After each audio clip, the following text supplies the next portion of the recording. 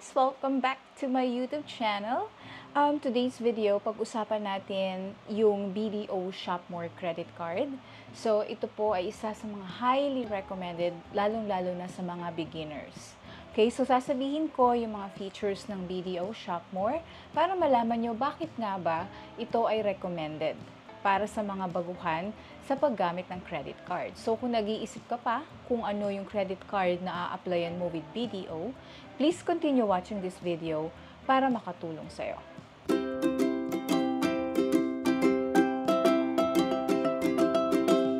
Without further ado, let's start! So, guys, ang BDO Shopmore credit card ay gamit ko for more than 5 years na.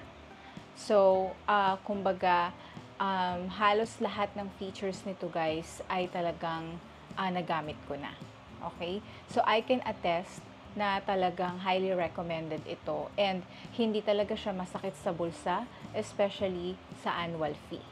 Okay? So, sige, simulan natin sa annual fee. Okay? Si BDO guys, excuse me po, si BDO guys, hindi yan siya naniningil yearly ng annual fee. Compare sa other banks na yearly maningil, si BDO monthly. And ang tawag sa kanya ay monthly membership fee. Okay? So, hindi siya annual fee. So, makikita nyo sa SOA nyo or sa statement of account nyo na sinisend ni BDO, meron diyang monthly membership fee na 150 pesos every month. Okay? So, kung kakalculate nyo 150 times 12 for 1 year, it's total of 1,800 yung parang pinaka-annual fee mo. Okay? Itong BDO Shopmore. Guys, mas maganda ako, mas prefer ko yung ginagawa ni BDO na monthly. Kasi, para sa akin, parang mas magaang siyang bayaran kesa yung isang bagsakan lang. Okay? So, yun po yung kanyang membership fee. And, sumunod po dito sa Shopmore is yung application niya.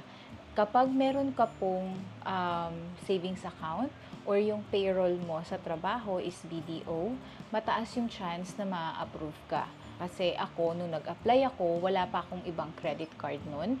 And ang payroll ko ay BDO, pero wala akong savings sa kanila. Okay? So, ito lang yung pinaka-importante. Dapat, of course, 18 to 60 years old ka na. Basta 18 years old above. And yung monthly gross income mo is 15,000. So, kung sumusweldo ka ng 15,000 a month, pwedeng-pwede sa'yo itong BDO Shopmore. And ang kagandahan nito guys ha, dagdag ko lang dun sa membership fee. Regardless na tumaas yung credit limit mo. Kasi ako nag-start ako sa 25,000. Tapos, ginawa nilang 30,000. Tapos, hanggang sa naging 6 digits na yung credit limit ko. So, regardless na tumaas yung credit limit mo, yung membership fee mo, it will remain the same. Kahit mag 1 million pa yung credit limit mo, it's 1,800 pa rin or 150 per month pa din yan. Hindi magbabago. Okay? So, aside from that guys, yung installment programs ni BDO, napakadami niyang installment programs which talagang na-utilize ko talaga ng matindi.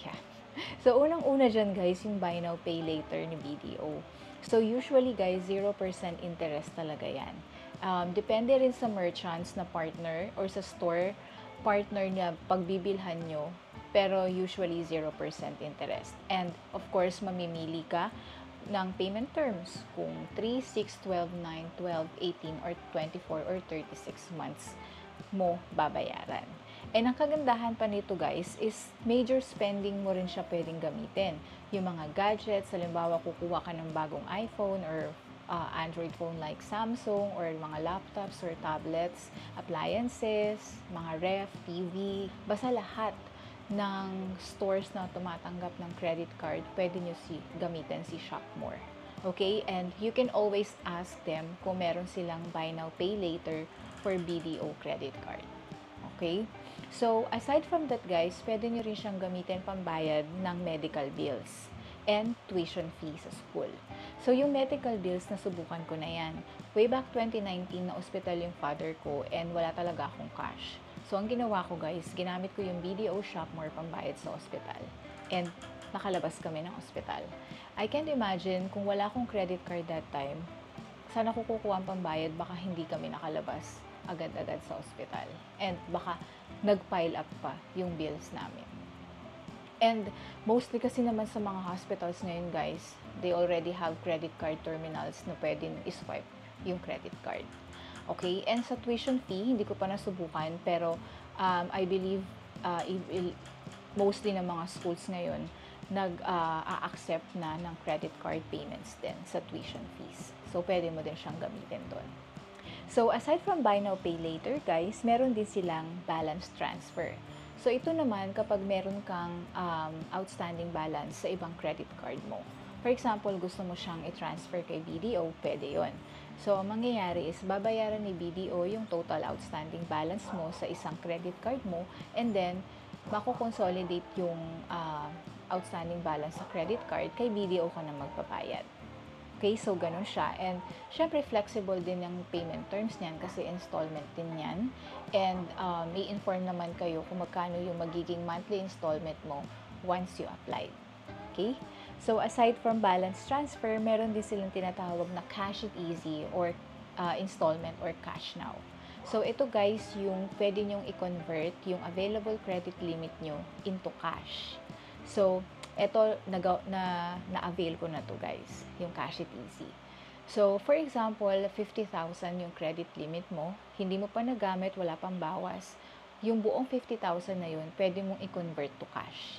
So, kailangan mo lang tong i-apply kay BDO and this is subject for approval. Pero kung in good standing naman yung card mo, wala kang hindi delinquent, there's no, I don't think there's a possibility na hindi i-approve yan. For sure, it will be approved. Diba? And flexible din yung payment terms. So, pili ka lang 3, 6, 9, 12, 15, 18, 24 or up to 36 months. Okay? And aside from Cash It Easy, meron din silang tinatawag na Purchase Convert. So, itong Purchase Convert, guys, for example, meron kang binili, single receipt, no? May binili ka worth 5,000 or above, pero hindi siya na installment, pwede mo yan ipa-convert into installment. Ang tawag yung purchase convert. So, kailangan naka 5,000 ka or more than sa isang resibo lang. Hindi siya pwede yung sama-samang resibo or yung accumulated receipts. Kailangan single receipt lang siya. So, flexible din yung payment terms. Pili ka lang din. And then, didiscuss naman sa inyo yan kung magkano yung magiging monthly installment nyo after they convert your purchases to installment. Okay?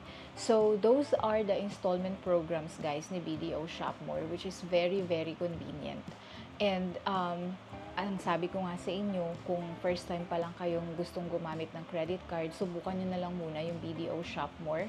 Huwag muna kayong mag-try ng mga higher tier na cards, yung mga platinum, yung mga gold, kasi matataas yung mga annual fees nun. And mataas din yung minimum spend amount for the entire year na kailangan yung ma-spend para lang ma-automatic waive yung inyong annual fee. By the way guys, si BDO Shopmore, yung first year, hindi ka magbabayad ng monthly membership fee. Free yun. So, the next year ka pa mag-start magbayad ng membership fee monthly na 150 pesos. Meron tong kasamang SM Advantage card or SMAC kapag nag-apply ka. Let's say na-approve ka, isisend nila sa'yo yung BDO credit card at saka yung SM Advantage card. Kaya ako ngayon, yung SM Advantage ko, galing yun sa BDO credit card ko. Hindi ko siya in-apply sa SM. Okay? Kaya lang, may bagong updates or advisory si BDO about sa SM Advantage card. So, gagawa ako ng separate video about doon to explain further. Okay? So, yun lang guys, and I hope na makatulong to. And if you have other questions, leave your comment below. I'll try to answer you.